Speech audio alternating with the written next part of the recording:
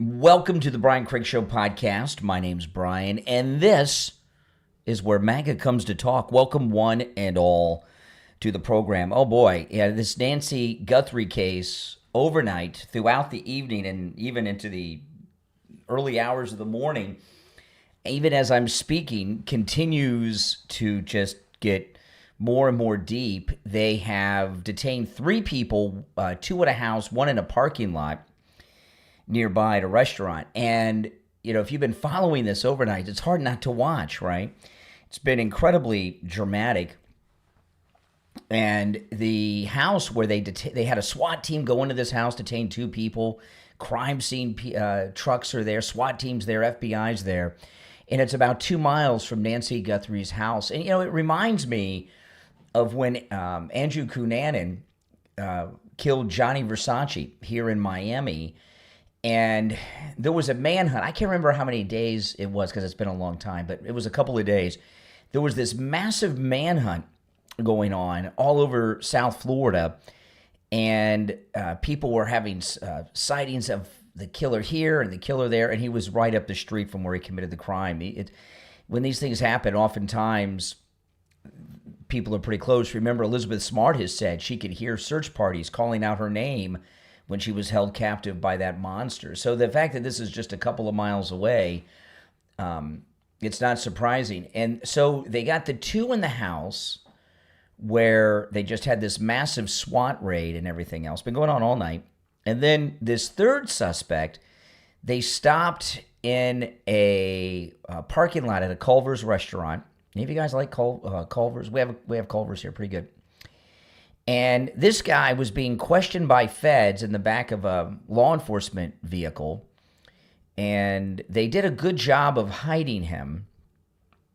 You got to look a couple times at his hands, the guy that was in the car at the Culver's, and he's either Caucasian or Hispanic. We don't know because all you get is a look at his hands.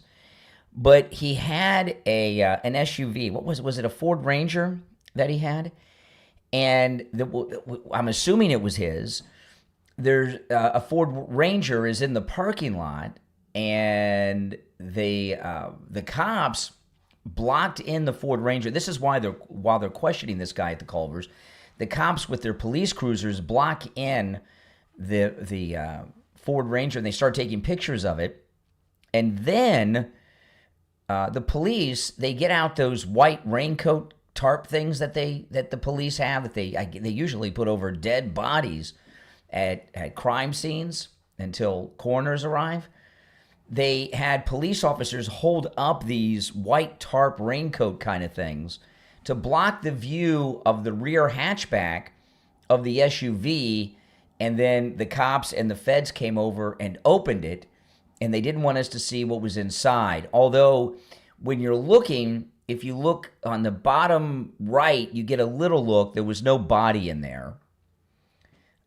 Couldn't tell what was in there, but there was no body in there. But they're on to something, and they have had these three people detained for many, many hours. I mean, more than 6 hours at this point, at least around 6 hours. At the moment that I'm speaking to you right now, at least 6 hours. So they haven't set arrest. They're still using detain like they did that guy the other day that they arrested, or didn't arrest, but detained and then let go without doing anything to him. But they didn't have him pulled over for as long as they've had these three detained. And it's interesting that they had two in the house and then one at the Culver's. And they have been, the feds and the sheriff's department has been incredibly tight-lipped about this.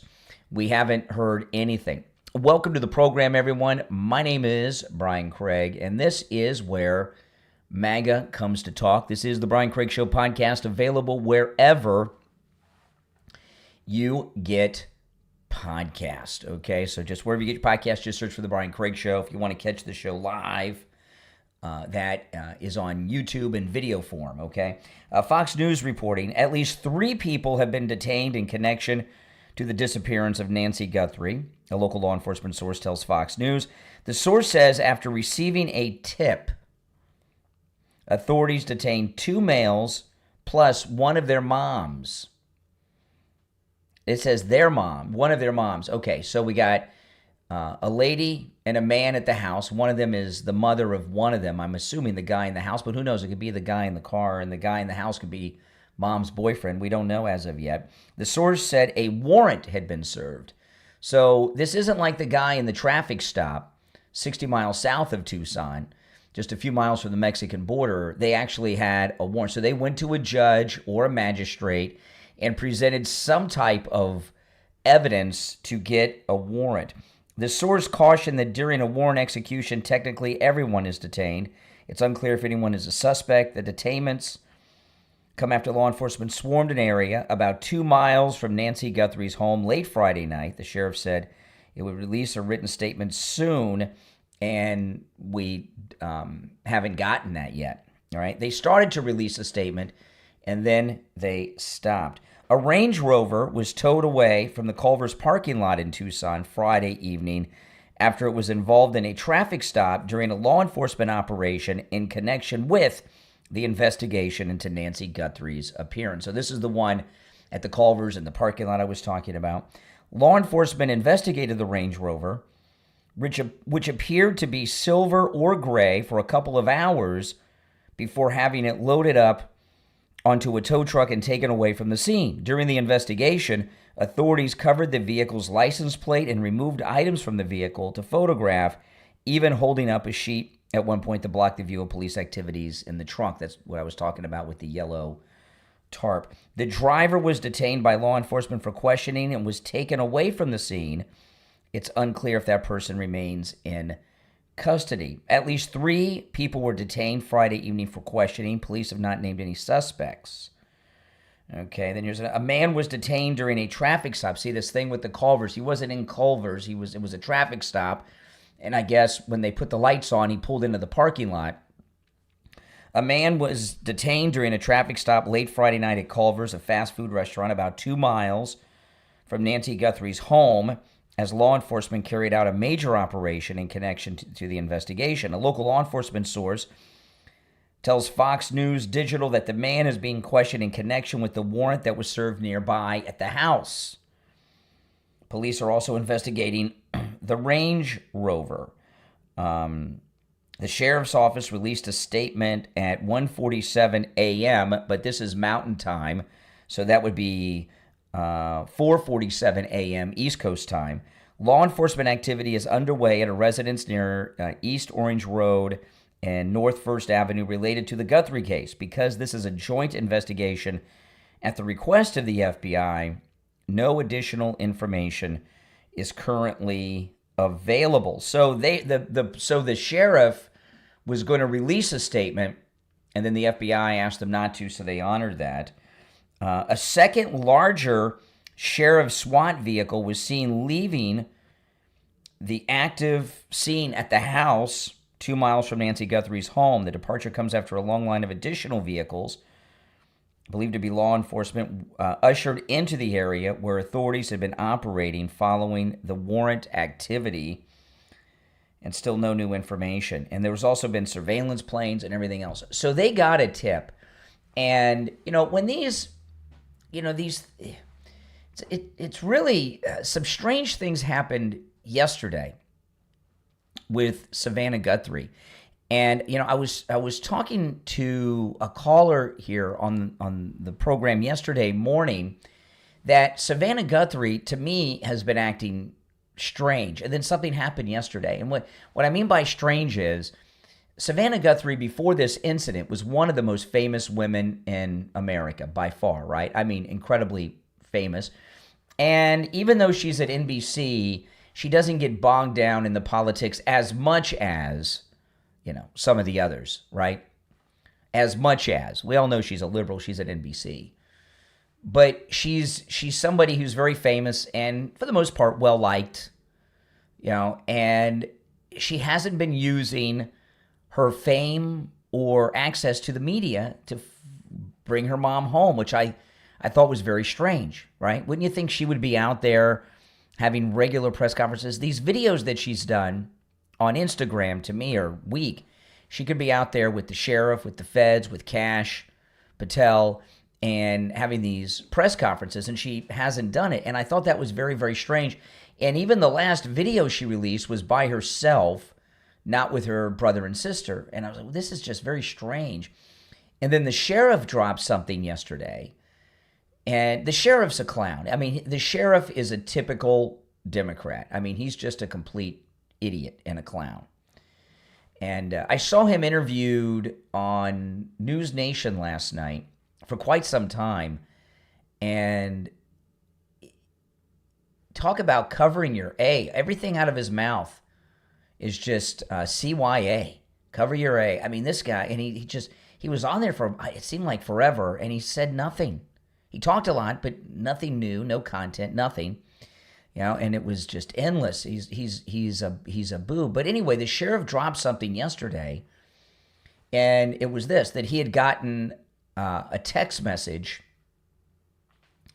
from Savannah Guthrie that she was doing her own investigation, that she had hired someone, I don't know, and we don't know who this is, to do her own investigation. And she has incredible resources, not just because of her wealth, but because of her contacts and being at NBC News. Who knows? Maybe she has some top FBI people retired on this, CIA, who knows, detectives, homicide detectives from New York.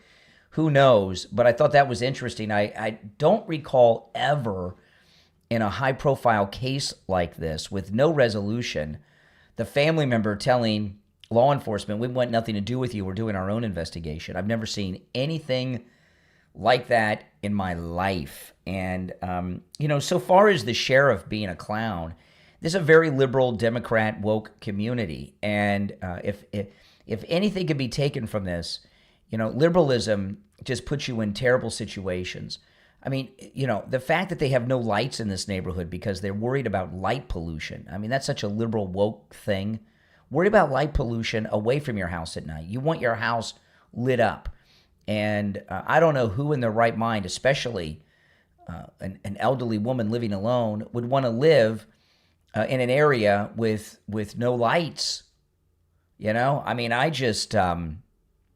I keep things lit up as much as possible around where I am, and I got cameras all over the place. I can see the streets, and I can see the cars and people walking, and I have sound and everything else on the next street over, right at the end of my street. I don't mess around, and we've got a lot of light in my neighborhood. And I know sometimes you guys will see me streaming in my car, and you may not think there's a lot of light. There is. I just have my windows up, and the windows are tinted.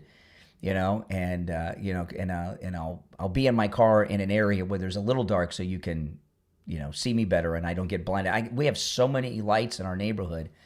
It's incredible. And some houses, not only are they lit up, there's all kinds of other lights you don't know are there until you get near the house, and they have motion sensors on them, and it'll kind of make you jar you if you're walking at night. When I had a dog and I'd walk my dog in the early morning hours, sometimes I'd get startled by the people. They have lights, and then I get close. I'm on the sidewalk, and then boom, it lights up again. So anyway, if you have any thoughts on everything that's been developing on the Nancy Guthrie case, you're certainly welcome to call in. The number is toll-free and pinned in the live chat, 888-465-2631, 888-465-2631. I do have a lot of other things I'm going to cover on the program, but you're welcome to call in about this. Another thing I want to mention is TMZ. Harvey Levin over on TMZ, I remember him when I was a kid. He was the legal advisor on the People's Court back in the days of Judge Wapner and Rusty the Bailiff. And I remember seeing him on one or two episodes. What was the name of the host that had the hair thing going on the original People's Court? I can't remember the name of the host. He would interview the people when they came out of Judge Wapner's courtroom. And I saw Harvey Levin once or twice on some cases where he'd come in and give some legal analysis of what happened. It was very rare. And I've always been a fan of his and what he's done with TMZ over the years. But TMZ, also like the sheriff, has looked like a clown show lately, hasn't it?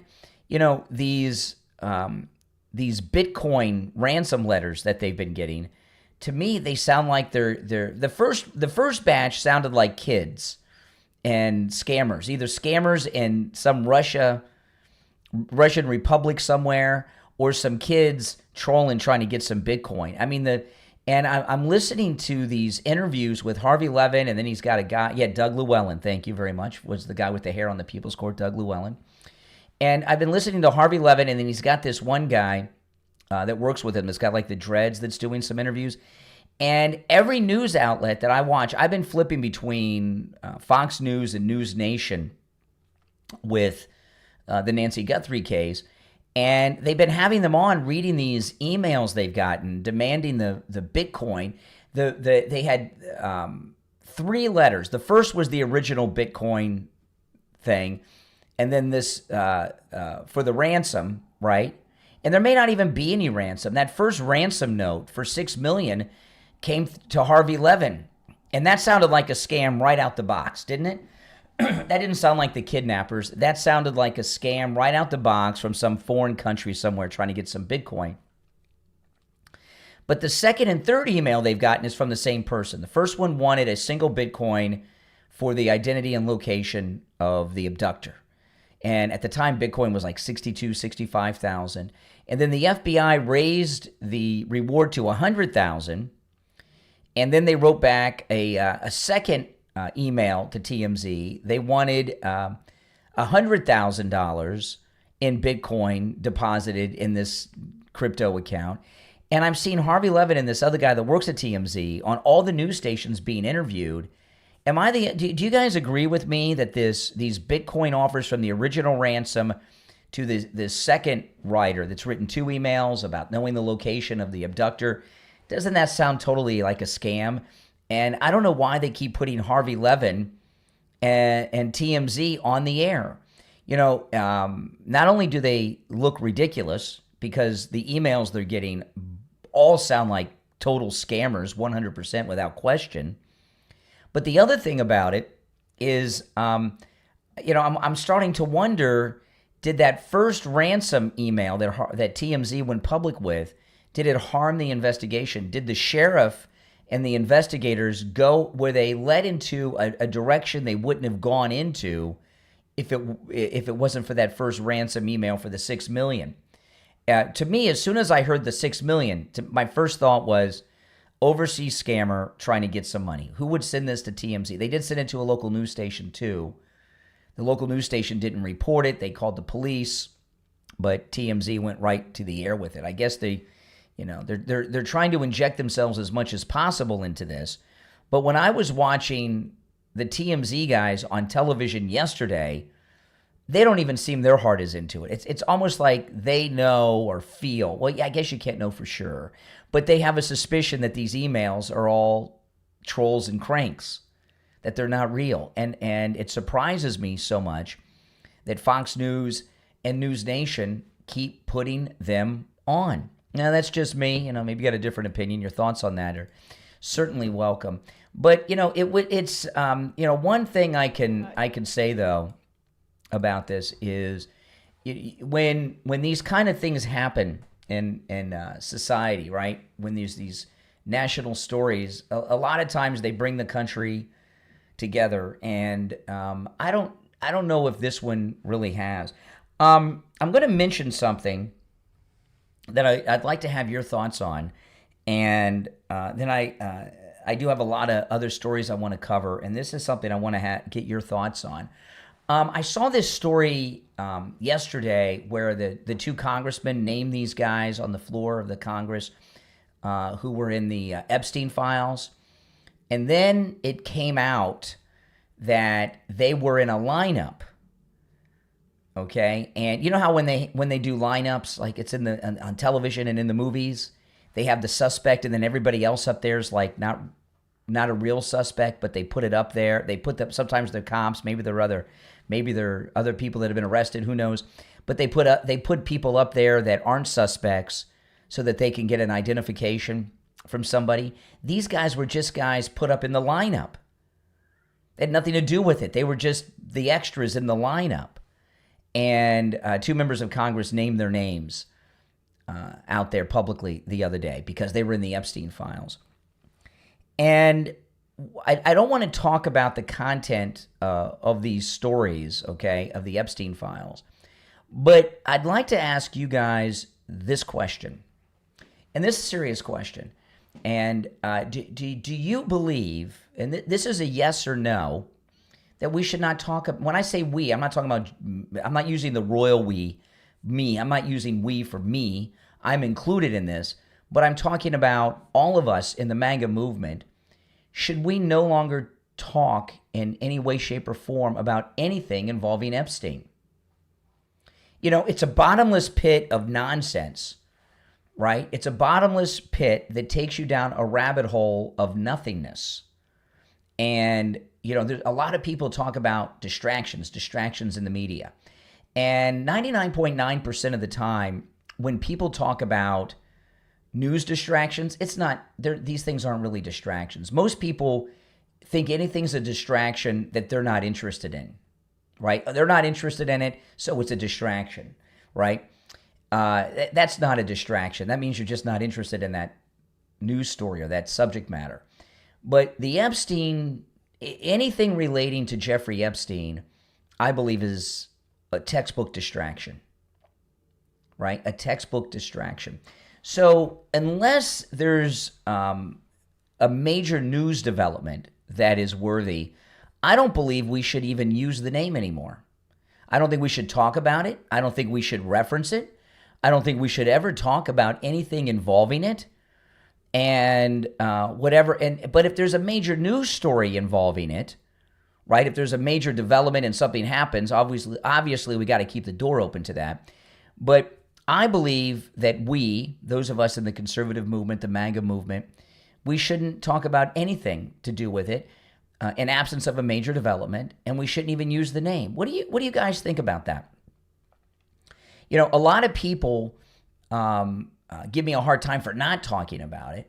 And then when I do, they don't want to talk about it because the truth doesn't fit their agenda. As an example of something that was newsworthy, right? Because I don't talk about that topic very often.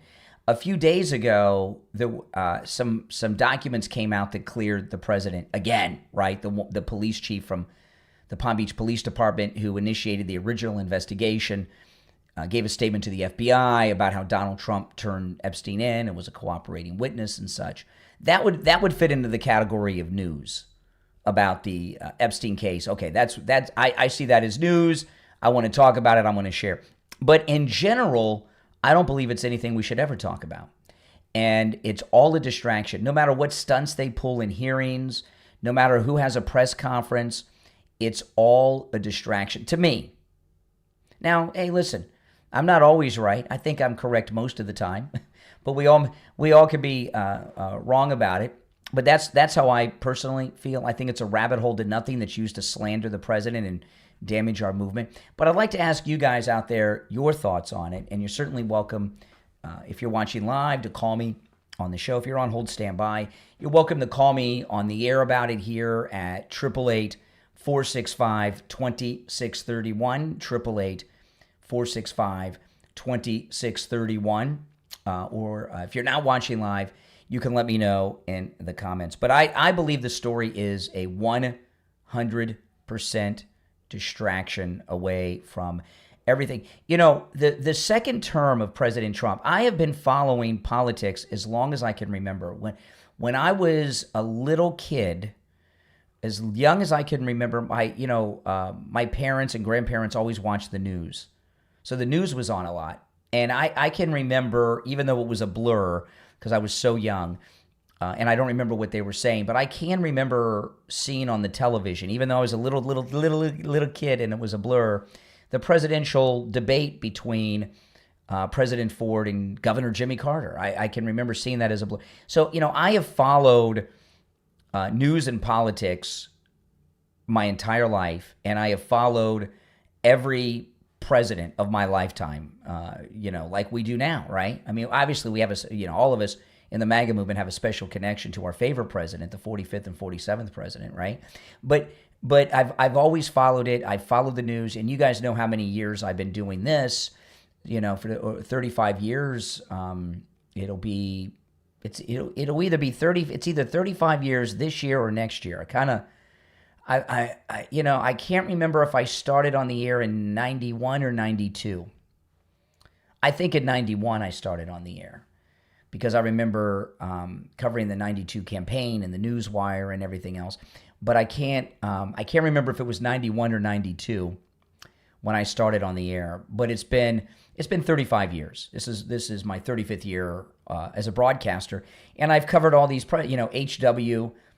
Bush was president then, so I've covered all these presidents and all their terms. This second term of President Trump's is I've never seen so much accomplished by a president of the United States as I've seen accomplished by President Trump in this second term. And it's not just because I love President Trump, because I certainly do, but I've never seen anything even close to what President Trump has done in this second term. And we're only a year into it. And there's a lot to cover. I'm not going to go through everything he's accomplished because we talk about it every day on the program. I've never seen such an accomplished president in any presidential term. In fact, I think a great case could be made that he's accomplished more in the first year of this second and non-consecutive term than most presidents do in 2 full terms back to back. And, one thing that sets President Trump apart from all these other presidents is many of the other presidents have like one thing that they're into. Ronald Reagan wanted the Soviet Union gone, right? He wanted the Soviet Union to collapse.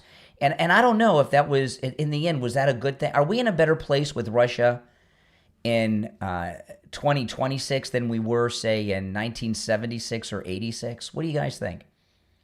Would Europe be safer today if the Soviet Union had not fallen? I don't know. But no president in my lifetime has done as much as President Trump has done in the first year of this second term in their 8 years. They all have their one thing, right? If anything. And they don't really get that much done. But President Trump has gotten many things done in so many different areas, right? And it's still happening every day. And he doesn't have like a sole focus. Like, as an example, we look at the border issue is a big issue for him.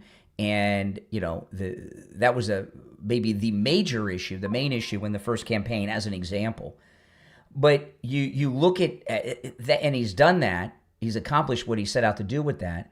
But that's not the only thing he's done. He's done, I don't even know how many things. And even related to the border, he's done multiple things relating to the border problem, shutting down drugs, Maduro, all these things, the sex trafficking, all these things, the deportations. He's got multiple things that he's done.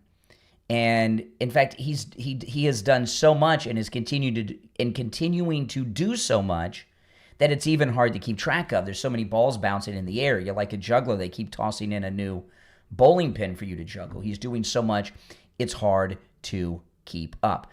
So what the point is, we're in this midterm election season. Every poll that we see coming out there shows the Democrats are in just so much trouble. I mean, look now, we got the 51 votes now for the SAVE Act requiring voter ID, state-issued photo ID to vote.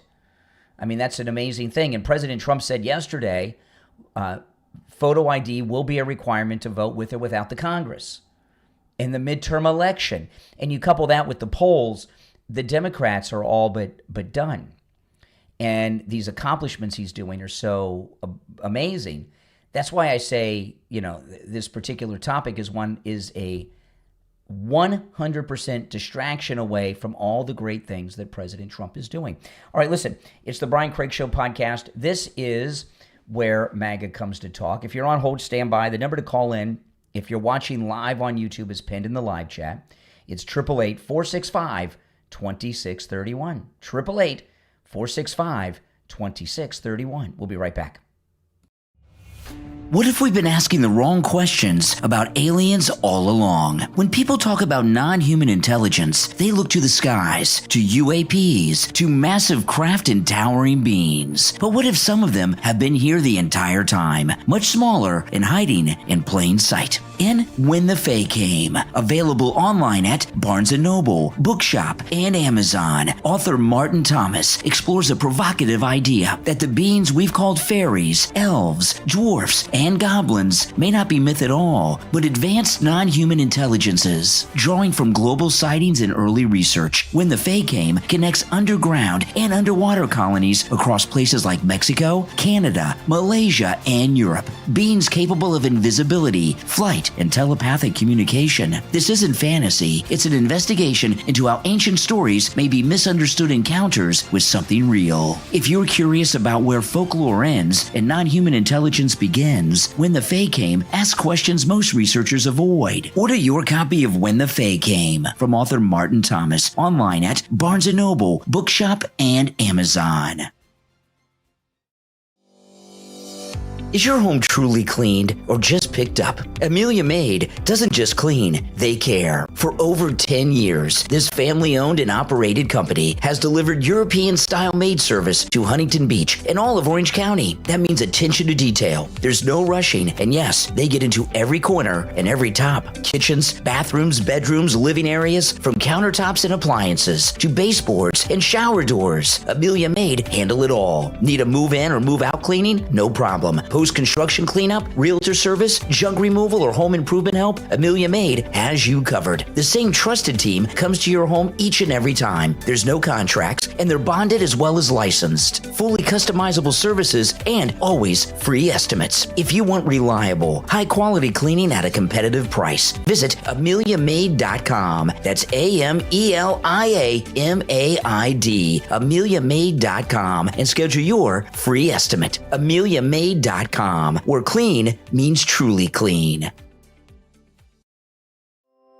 The man who broke her heart is now the one assigning her deadlines. Sarah Lake came back to Maplewood Springs for a fresh start, a new apartment, a dream job in marketing, and one ironclad rule: don't let Jake Matthews close enough to hurt her again. One minor problem: Jake isn't just back, he's her first love, her biggest heartbreak, and her new boss. Jake wants to fix the past. Sarah wants boundaries. So when they're forced to work side by side on the agency's biggest campaign, the rules are clear.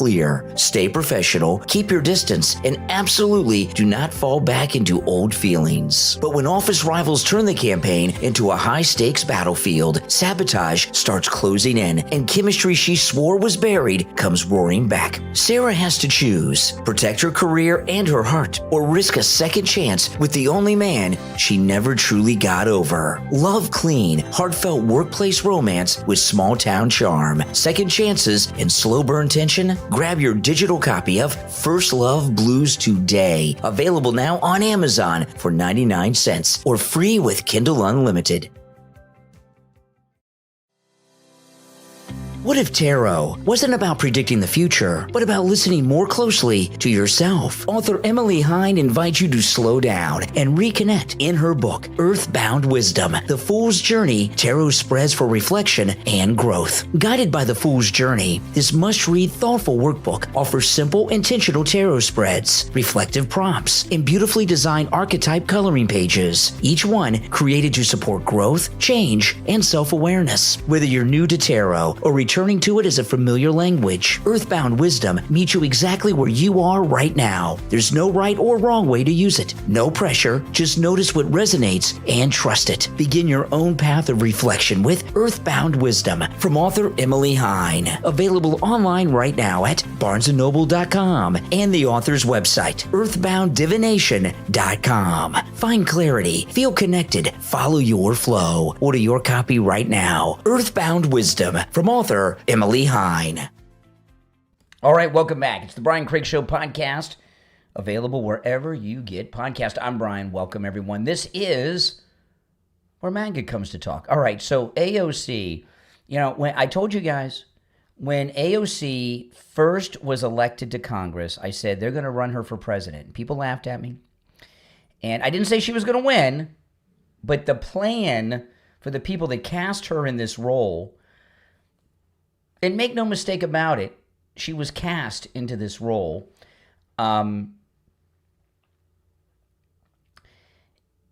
They're running her for president, or at least maybe they were until Munich yesterday. AOC, who's an actress playing a role as a Democrat socialist, has zero common sense. She's a very uninformed, stupid person who has gotten by on this image that the political establishment studio have created. And I got two clips from Munich. I'm going to play the best one first. You know, I'm supposed to do the other way around, but I'm going to do the best one first.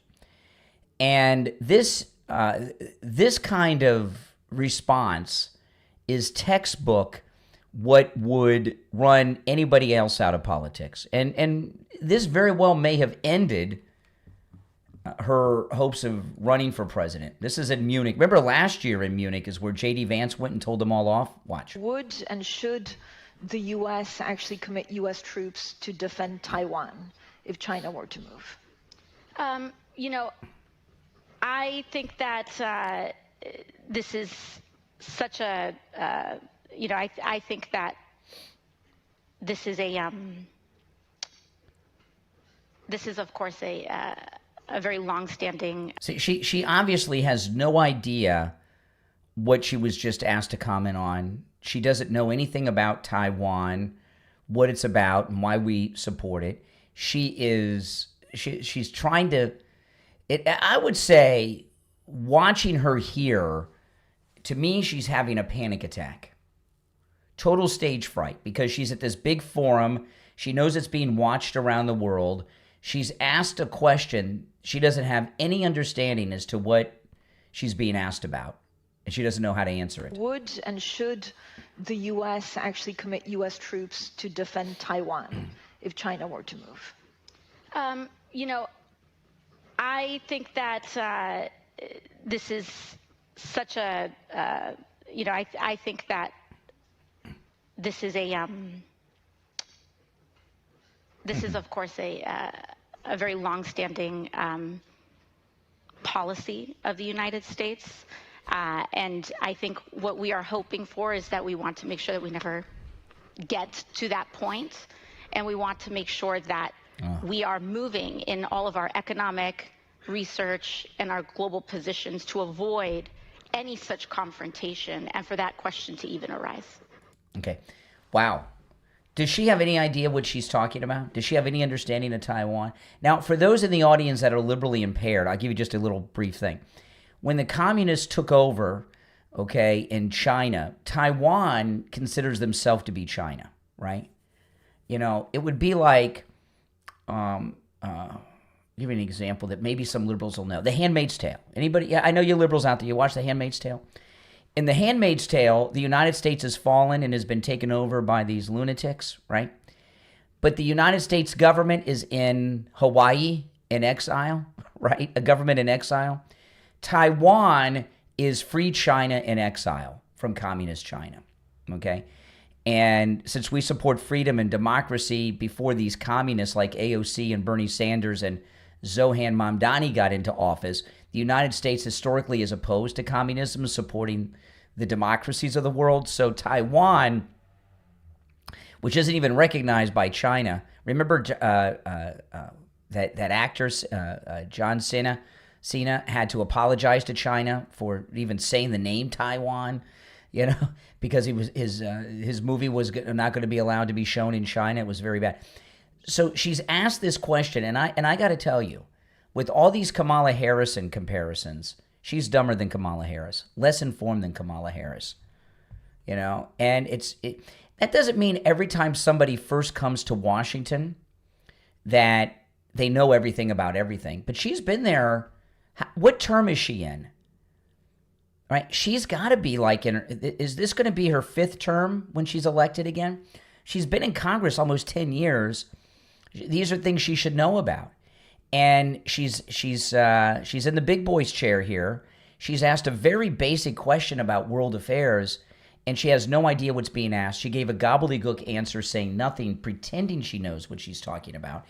And, you know, the thing about AOC here in this particular moment, she went to Munich, and the purpose of sending her to this Munich conference for this was to show her off to the world that she's got international knowledge and experience and perspective. And it was a 100% backfire like I've never seen. Now, the other clip of her, that's the better of them, but that was really bad. But here's another one. It's a little more domestic, but this is also, it's another reporter, but the same event in Munich. So when you run for president, are you going to impose a wealth tax or a billionaire's tax? I don't think that I don't think that anyone, and that we don't have to wait for any one president to impose a wealth tax. I think that it needs to be done expeditiously. Which means to the liberally impaired right away, immediately, okay? We already have a wealth tax. All taxes are wealth taxes. You're taxed on your wealth. Having wealth does not mean you're wealthy and rich. It means you have money, right? And they tax you on all of it. But let me see what the rest of what she says. So when you run for president... I'm sure Europe would like her to run for president. They could push us around again because she's such an idiot. So when you run for president, are you going to impose a wealth tax or a billionaire's tax? I don't think that I don't think that anyone, and that we don't have to wait for any one president to impose a wealth tax. I think that it needs to be done expeditiously. And interestingly, when I wrote about wealth tax recently, and of course the big argument against this is always capital flight, the US is actually uniquely placed to do it because you guys tax on the basis of citizenship, so people can't flee, you know? And even if you change your citizenship, there's basically an exit tax because you have to pay a tax on unrealized capital gains. Listen to this European woman counting all the American money they think they can get back. I mean, my goodness, you know, that was one of the biggest disasters I've ever seen a politician go through. I don't think I've ever seen a politician deal quite like that with things that they had no idea what they were talking about and being exposed on an interview on such a... You know, you don't go to a place to show off that you understand international affairs and things and not know about Taiwan. And this thing about the wealth tax, AOC is a millionairess now. So, of course, what do you want to know from AOC? Does she take the Trump tax cuts? And this should be something that she should be required to produce the documents, since she's against the big, beautiful bill and the tax cuts, and she believes there should be a wealth tax. As a millionaire, she's wealthy, right? She wants to tax herself right away. Should she produce her returns and show whether or not she takes the Trump tax cuts? What do you think she does? Do you think she takes the Trump tax cuts? So AOC is out of the running now. I mean, that was just embarrassing.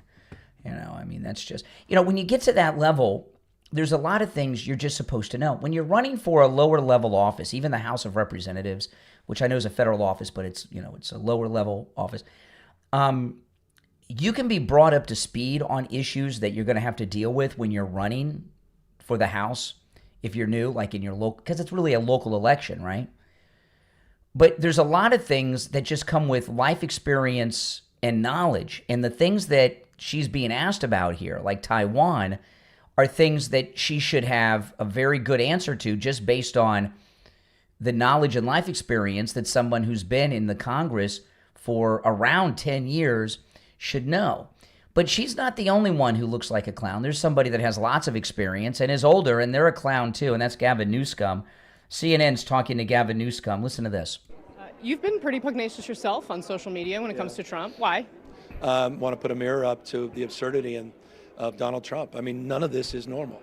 I mean, the fact that we haven't had full stop, spent 2 weeks every night analyzing the President of the United States put out a racist tweet of Michelle Obama and Barack Obama. He did not put out this is the thing, the gaslighting, the propaganda, the lies.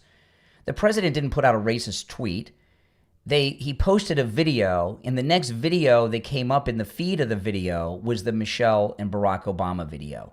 He didn't tweet about it, and he didn't post that video. It's the next video that pops up. But don't let the truth get in the way of a Democrat slandering the president. Right, analyzing the President of the United States put out a racist tweet of Michelle Obama and Barack Obama. The fact that is not consuming international discussions and conversations here and domestic. In Munich, Germany, you really want the Germans to talk about racism and intolerance and bigotry? I think we've heard enough from the Germans about that in the 30s and in the 40s. It's just a proof point of the shock and awe, the Trump winning news cycles, shifting, changing the conversation, the lack of accountability. So I've been trying to put up a mirror. We've been more aggressive. I think we've gotten under their skin a little bit. We're actually breaking through. I think it's a game of dominating the narrative. You got to actually get attention. It's hard to get attention. And so I think our social media has done that a little bit. Yeah. See, to me, what it looks like that the Democrats are planning here is to have AOC and Gavin Newsom run together. That's their plan. Of course, him at the top of the ticket as the president and her as the vice president. That's their plan. And both of them, between them, don't have a single brain cell really to run on. All right, listen, if you're on hold, hang in there. My name's Brian. This is the Brian Craig Show podcast. If you'd like to call in, the number is pinned in the live chat, 888-465-2631, 888-465-2631. The Brian Craig Show podcast is available on all podcast platforms. Wherever you get your podcast, just search for The Brian Craig Show, and I'll pop up. If you want to catch the show live in video form, that's on YouTube. Go to YouTube and search The Brian Craig Show. We'll be right back. Hi, it's Dr. Philip Appleton. You've been hearing my commercials about bye-bye pain, my laser weight treatment, but today's commercial and today's spot is going to be on Tom Laporta, Laporta Roofing. What an experience I've had with him and his company. They've done a few of my friends' houses and my son and my house, and there's never a downtime. They're old school, which means you call them up, they'll be there. How many times have you called somebody up and they never show up, or they give you an excuse, weather, traffic, whatever? Tom Laporta, what a class act, the workmanship, the magnificent teamwork they have. I recommend them 100%.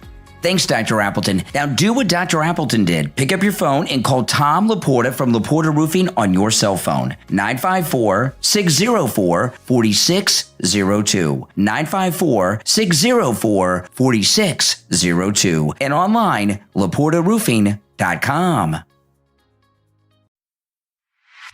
This Valentine's Day, turn up the flirt, the fun, and the butterflies. Celebrate love with surprise and that irresistible spark that makes hearts race and smiles linger. From playful moments to sweet surprises, make it a day to remember with Admirana. Visit Admirana.com, ADMIRANA.com, and claim your exclusive Valentine's gift with promo code FLIRTY10, available through February 14th. Admirana, admire to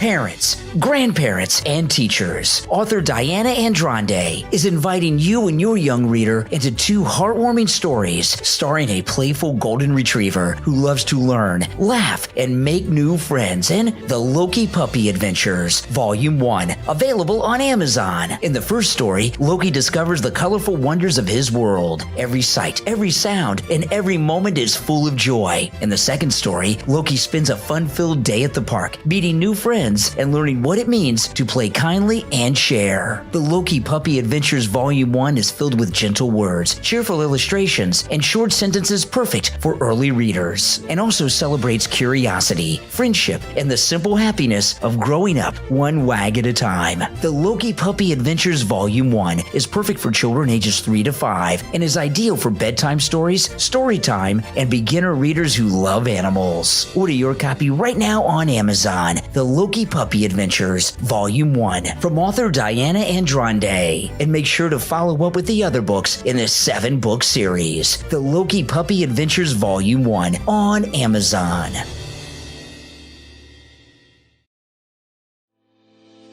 Love has a spark, a smile, a little mystery that makes hearts flutter. This Valentine's Day, surprise them with moments that delight, excite, and feel unforgettable. From playful joy to heartfelt connection, make every second feel magical with Mysterial. Head to Mysterial.com, MYSTERIALE.com, and use promo code LOVELOCK10 for an exclusive Valentine's discount, valid until February 14th. Mysterial. Unlock the magic of love.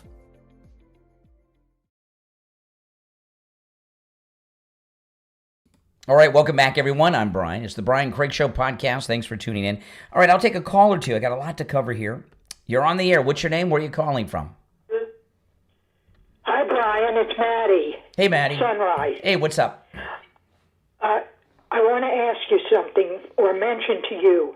I don't understand why Savannah didn't offer any money. That $50,000 and $100,000 came from the FBI. Yeah. Why didn't she? I mean, she's got $40 million. It's for your mother. Offer $500,000. Offer $1 million. If I were in her position, I would have been out there immediately with $1 million reward easily. I mean, and I'm sure NBC would help back her up. They're going to make $1 billion off of her when this is all resolved. Yeah, I know. I find, and then yesterday, Savannah Guthrie texted the sheriff. She wasn't interested in working with him anymore. She's got her own investigator. I think she's acting very odd. I know. The other thing I was thinking, I'm older. I do, live alone, but I do have relatives nearby. Now, Nancy had a lot of ailments, a huge house.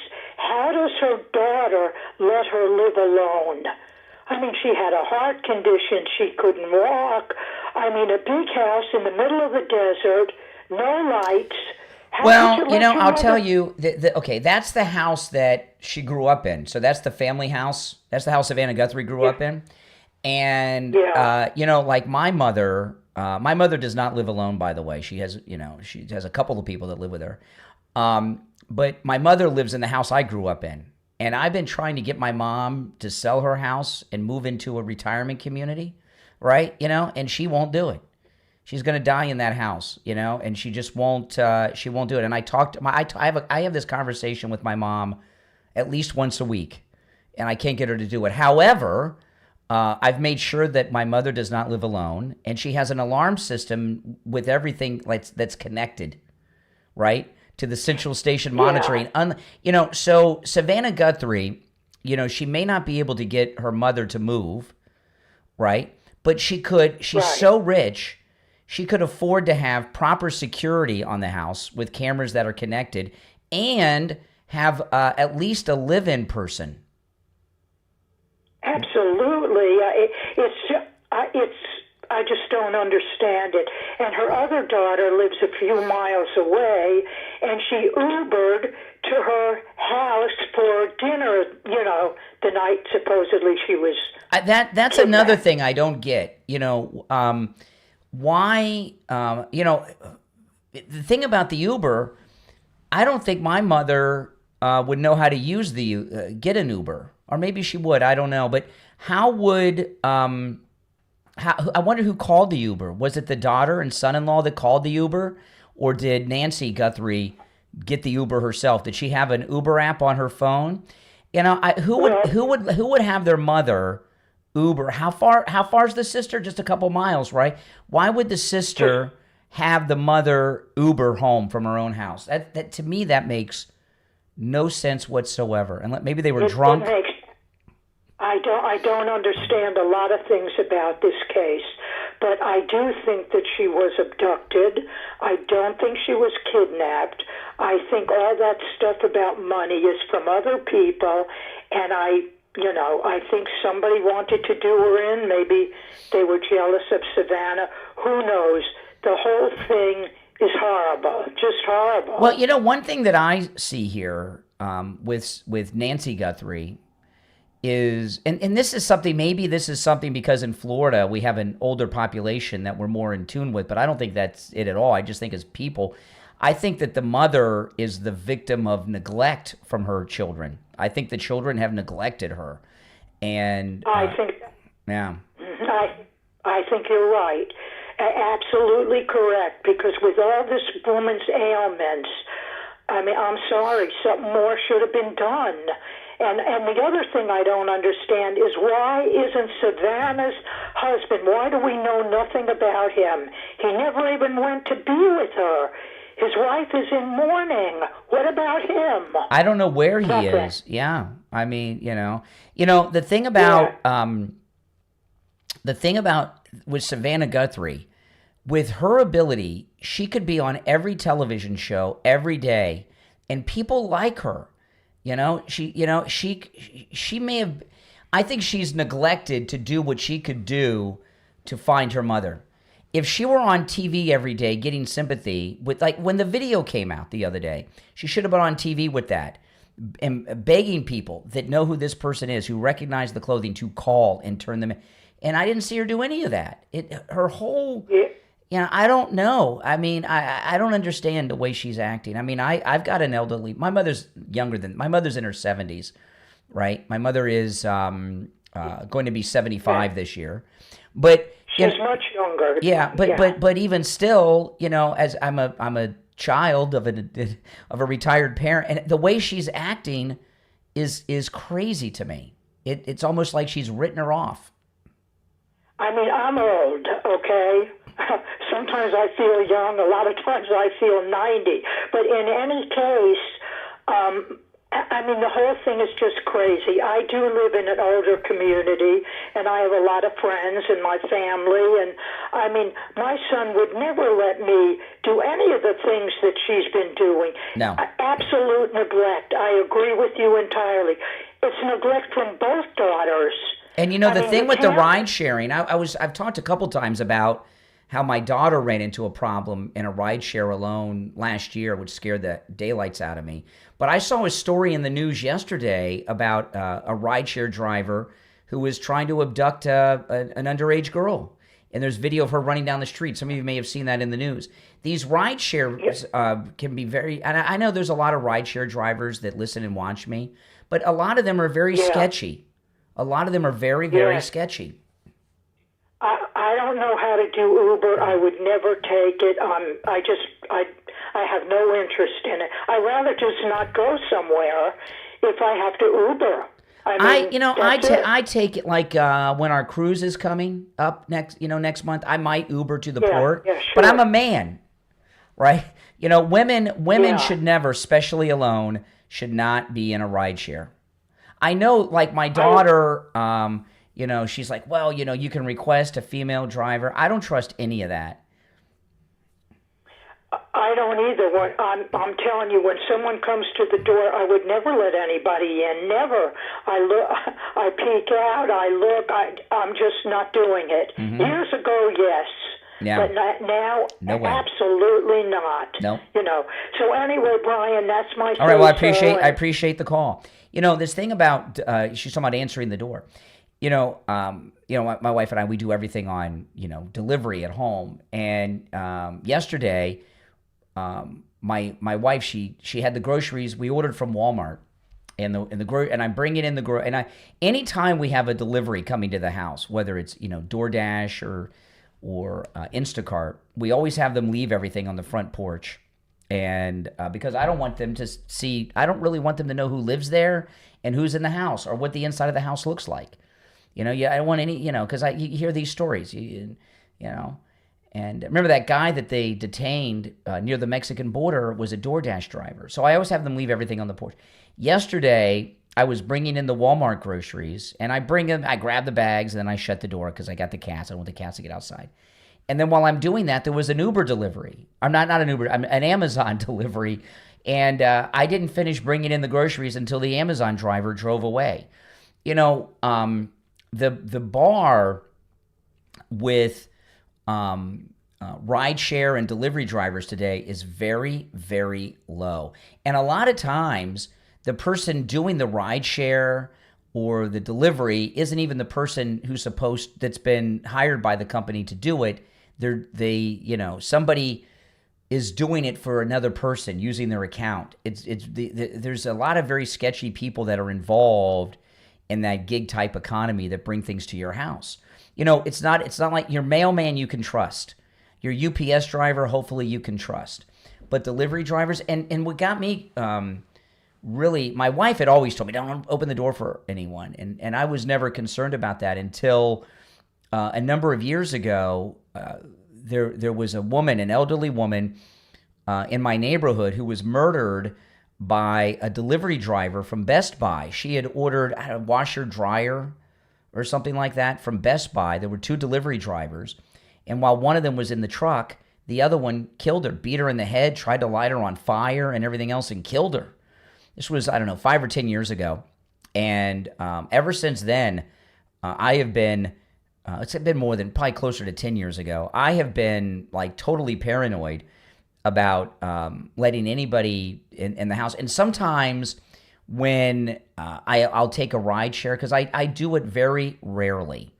Like if my car is at the dealer, I might take a ride share home or there if they don't give me a loaner. Like I said, I'm going to the port for the cruise, and I might take an Uber or a Lyft to the port and home, because I got to park my car there for the week, but maybe it'd just be easier to get in and out with the Uber, and it probably costs about the same as parking for a week at the port, so I might do that. But I'm a man by myself. But sometimes you get into these rideshare cars, and some of the drivers, and I'm sure you guys have had this experience, they're just weird. A lot of them have cameras everywhere for their own protection or for their YouTube channel or TikTok or something. I had one guy, and it was a nice vehicle he was in. This was like an Uber X, and it was a nice SUV. And I get in the car, he's got mints and bottled water and all this stuff. And then he was trying to sell me steaks while I was going to to where he was taking me. He's trying to sell me steaks. And then he handed me a card where I could get these steaks. It was just so weird. Sometimes I get in the rideshare cars, and they all they do is complain about Uber or Lyft and how they're getting ripped off. It's just, I just, the bar of security is so low. And the same goes for letting people into your house. And women should not be taking rideshare without a man if possible, but certainly not without another woman. And women should never be home alone when there's a repairman. One of the first times I realized this is when I first started working with Steve Kane. Steve Kane used to do a show every once in a while where he'd bring people in from a really sad organization, but it was really a public service. It was called Parents of Murdered Children. Parents of Murdered Children. And they had this local chapter here in Miami, and it was led by this guy who had a carpet cleaning scheduled at his house while him and his wife were at work, and his daughter was 15. And he had it set up where the daughter was going to let the carpet cleaners in. It was from a big national company, too. I'm not going to say the name of the company, but it's a big national chain. You all know the name. His 15-year-old daughter was home, and he set it up this way. Well, my daughter will be home. Go over there, clean the carpets. My daughter will let me in. The carpet cleaners raped and murdered his daughter. And I remember when I first started working with Steve Kane, he had that guy on, and it was really, that was a big wake-up call. So, it's very dangerous for women of all ages, young and old, in any situation. And a lot of times you'll see these stories of women that get abducted and have terrible things happen to them that are out jogging. These are women that are in peak physical condition. But even a woman in peak physical condition, for the most part, cannot overpower a man. That's why, Megan Rapone's ladies' U.S. soccer team loses to middle school boys. It's just, all this equality thing has put in the hearts and minds of women that they can take care of themselves and they're equal to a man. And they're not in many things. And what it does, it gets a lot of women killed. Feminism has gotten, I don't know how many women are dead today or victimized severely because of feminism. And that's a reality. I want to talk about Jupiter Joe Thomas and annuities. I was talking with Joe, one of our listeners that I was talking to, has a pension. They retired years ago. They got an annuity. Their income has been doubled. Their monthly income, which means their annual income in their retirement, has been doubled. Because of the annuity, they get that money every month from the annuity. They're earning 6 figures a year in retirement. Isn't that something? 6 figures a year in retirement. It's absolutely amazing. Give Jupiter Joe Thomas a call, no matter where you're located. and take advantage of the no-charge consultation. Talk to him about annuities. The annuities are amazing. I don't know why everyone's not in annuities. There's all kinds of different types of annuities for different situations and different financial situations, different life goals and such. And when you meet with Jupiter Joe Thomas, take advantage of that no-charge consultation. Joe Thomas will put together a custom proposal just for you based on your situation and your goals.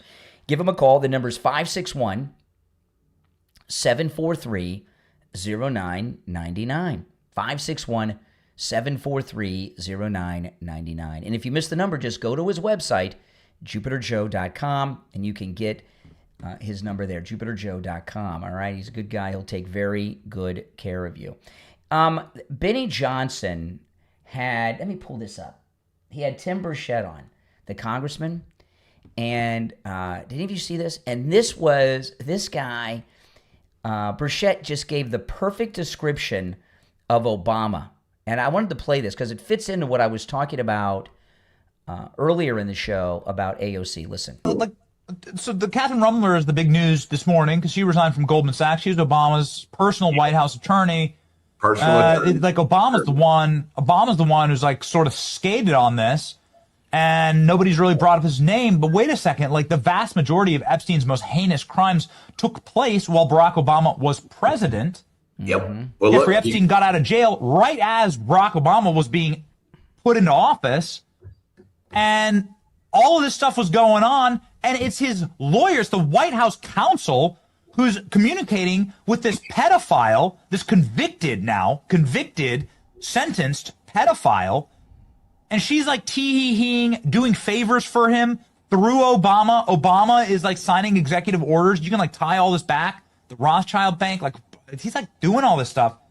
And he's like somehow like Obama's getting zero pushback on this. Why is nobody asking Obama, like, why didn't you do something about Jeffrey Epstein? Because President Obama was created. Okay. Now, everything Benny talked about there was very good. That Goldman Sachs woman that she lost her job because of the recent release from the Epstein files. And it's barely in the news because they want to identify the Epstein thing as a Trump thing when it's really an Obama thing. But Burchett here gives the best explanation and description of who and what Barack Obama is that I've ever heard. He just said he was a creation. And listen how we go. He said President Obama was created. And he gives this explanation explaining how Obama was created, and it's the best explanation I think you've ever heard, too, of Obama. Listen to this. Burchett, yeah, he's awesome. I love him, don't you? He's great. President Obama was created. He's not organic. I mean, you pick this obscure guy from college who has zero records. You have college professors that don't remember him ever being there.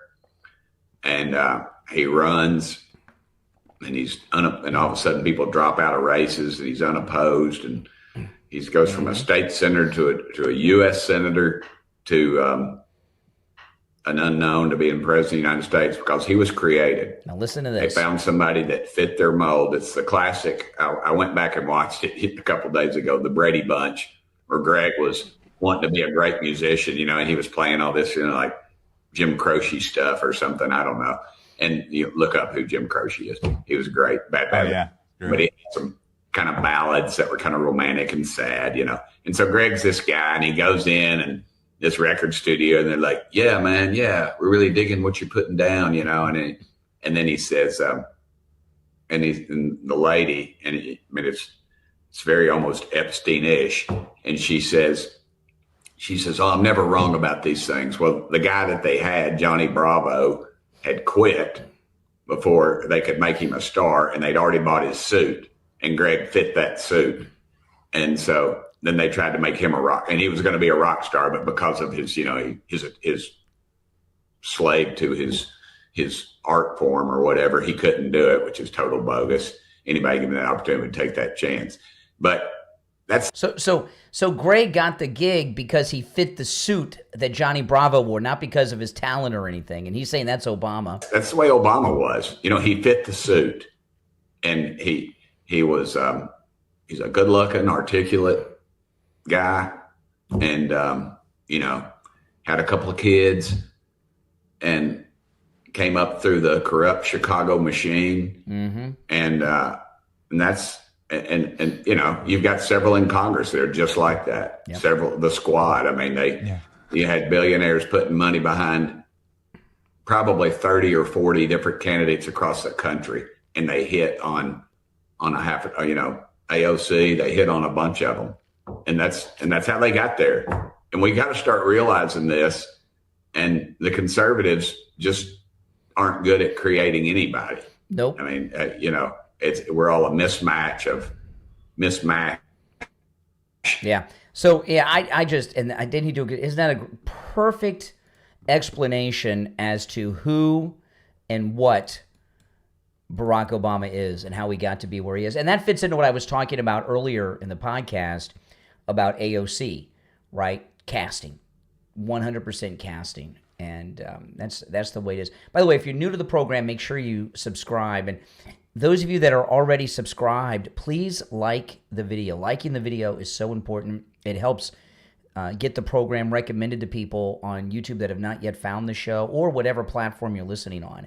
So subscribe and like the video. And by the way, if you're listening on one of the audio podcast platforms, make sure you subscribe or follow. Subscribing to a podcast on the audio platform has the same effect as liking and subscribing on YouTube. It's how the algorithms work to recommend the program to people that have not yet found it. So please like and subscribe, guys. All right, I'll take a few more calls here. 888-465-2631 is the number. You're on the air. What's your name? Where are you calling from? Good morning, Brian. Doc from Texas. Oh, hey, Doc. Hey, man. How are you this morning? I'm always well. That's good. It's the same thing here. Hey, look. Why y'all still worried about Barack Obama? Barack Obama is living his life and doing what he do. Worried about Barack Obama, man. Who says they're worried about Barack Obama? Nobody said they're worried about Barack Obama. I don't know what you're listening to. Maybe you just don't have logical reasoning skills. I mean, maybe your comprehension is short. All I'm gonna say is stop worried about Barack Obama. Why don't you worry about all really? them? And you called me the other day. You called me the other day, and it was late last week. Okay, and you were wondering why I wasn't talking about the Epstein files. Big story dropped yesterday that a senior advisor to President Obama, a female, was just fired from her Goldman Sachs job because she was out there as a wingman for Jeffrey Epstein. Okay, that's good. So the reason that Obama, excuse me, I'm not finished. No, you excuse me. The reason we're talking about Barack Obama right now is because you never Trumpers pushing for the Epstein release. Obama got injected into it. Okay. Here's the deal with that. I can't think of the guy's name now. The one that he said he didn't go to Epstein's Island and he took his children and all that. Why don't they fire him? Trump ain't gonna fire him. Who are you talking about? And you know who I'm talking about. You know who I'm talking about. Do you know who you? But you don't know who you're talking about. I can't call his name. Okay, Brian, I got a brain for you. Well, then if you don't know who you're talking about, Brian, you know who I'm talking about. You know who I'm talking about. Don't pull that shit with me. Don't pull it. Do not pull that with me. You know who I'm talking about. But do you know who you're talking about? I am, Brian. I just can't call his name right now. And what's his job? About. What does he do for Trump? I can't remember, Brian. I can't remember. You don't know what his name is. Brian, you don't know what he does. Stupid. You think, but you know who I'm talking. I just can't think about what he does right now, Brian. So you know who I'm talking about, and don't play dumb with me. You know who I'm talking about. Mm-hmm. But you don't. So I do know, but I just can't call his name. You don't know what he does. You don't know what his connection is to Trump. Brian, have you ever? What's his connection to Trump? What's his connection to Trump? He's one of his cabinet. He's on his cabinet, Brian. Okay. I can't remember what he does right now. I know who you're talking about. Of course, I know who you're talking about. Yep. But I'm not going to give you the name. Do your own research. I don't want you to give me. I don't want you to give me the name. But the guy. Okay, but he went. He was with his, even by your own admission, was with his wife and children, plural. Mm-hmm. So what does that mean? Because he lied and said he didn't go, and he did go. No, and he did. no, he didn't lie. So He why? didn't. No, excuse me. There was a. He did lie, Brian. There was a. Lie, Brian. There was a confusion He did about. lie. There was a confusion about the year. When Brian. you know when you travel, you know, like we do every year, we do our MAGA cruise. Okay, which is a lot. By the way, you're not invited. Liberal stowaways are not allowed. But I want to go on that bullshit with y'all. Yeah, boy, see, when I'm not on the radio, you get to see the real Doc. This is the third time you've used profanity in this call. You're really in the gutter. I will lose it again. I will use it again. You're class fourth time. Why would I want to go on that with y'all? You're just classless. You're just classless. I'm not welcome.